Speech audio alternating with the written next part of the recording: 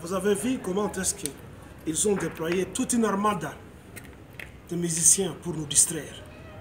On a envoyé Werason à Lubumbashi, on a envoyé tel dans telle province, tel dans telle province, tel dans telle province, avec la bénédiction et la sponsorisation des occupants. Mettez à ce chapitre le musicien, comme nous l'avons toujours dit, comme étant aussi d'autres ennemis de la République démocratique du Congo. En Algérie, on avait fait ça. On avait tué les plus grands musiciens qui venaient distraire les islamistes, bien que je ne soutienne pas les islamistes. Nous devons aussi nous en prendre aux musiciens. Tous les musiciens qui sont corrompus, nous devons les tuer. La tête des Congolais doit être bien pleine et bien faite, et non pas seulement être bien pleine par des chansons d'amadouage et des chansons qui font les louanges des occupants. Ceux qui sont au Katanga doivent tout faire pour tuer Werason.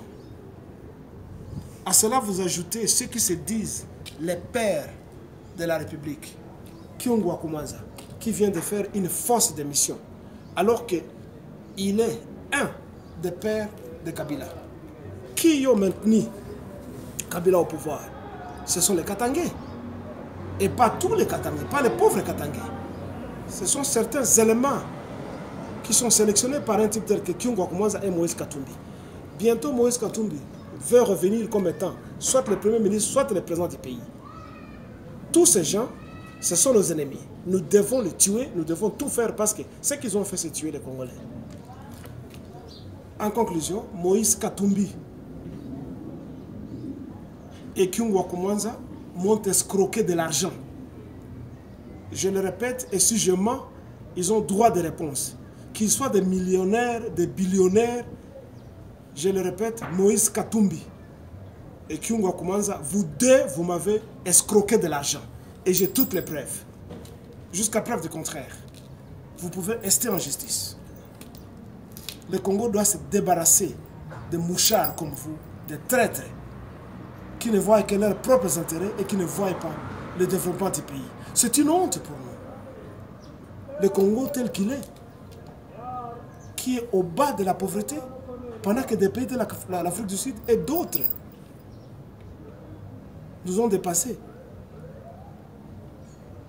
Comment on peut expliquer que le président de la République, soi-disant président de la République, se mette à distribuer des dons? Et on instrumentalise tous les médias pour dire que le président de la République est en train de donner les dons. C'est le Congo qui est un pays qui doit vivre à base des dons, comme le Malawi, comme le Rwanda, le Congo. Mais vous avez vous rentrez dans les impairs, c'est ce que Mobutu faisait. Le tricot de Mobutu, cadeaux, poissons de mer. Bongo, après la fête, il va encore continuer à distribuer des dons. C'est lui le donateur. Nous n'avons pas besoin des dons de la présidence. Ce n'est pas son argent, c'est un voleur. Et tous ceux-là qui disent Kabila doit partir se trompent. Kabila ne doit pas partir. Le soi-disant Kabila, entre guillemets. Kabila doit être appréhendé, je veux dire arrêté et fusillé.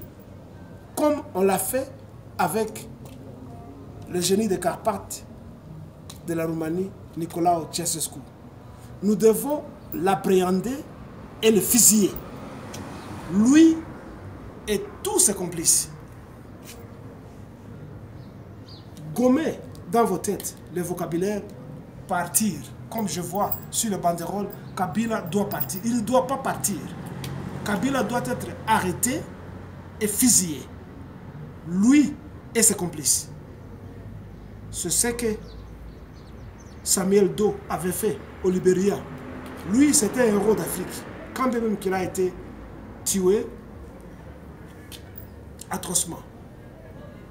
Le Congo vivra.